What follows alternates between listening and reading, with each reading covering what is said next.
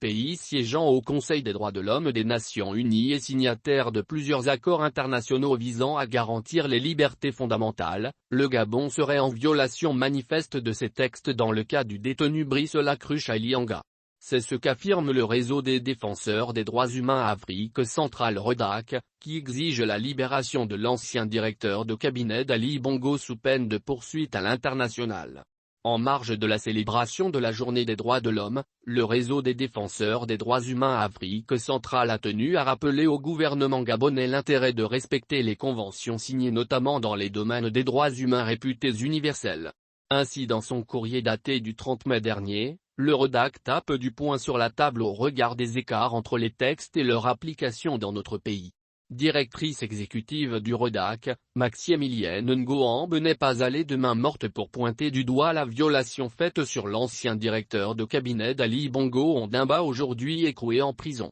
La privation de liberté de Brice Lacruche Alianga est arbitraire en ce qu'elle est contraire aux articles 9 et 10 de la Déclaration universelle des droits de l'homme et aux articles 9 et 14 du Pacte international relatif aux droits civils et politiques et relève des catégories I et II, fustige-t-elle. Désireuse de voir appliquer le droit, la directrice exécutive du REDAC a exigé que Blas soit remis en liberté afin de bénéficier d'un traitement judiciaire équitable et juste comme voulu par le Conseil des droits de l'homme des Nations Unies, ONU, où notre pays siège. Un motif supplémentaire pour montrer l'exemple et révéler un visage noble à la face du monde pour ce qui est de la condition humaine. Sans quoi, le REDAC prévoit de traduire en justice le Gabon qui pourrait, si les allégations sont fondées, perdre sa place dans sanctionner comme le prévoient les textes en vigueur.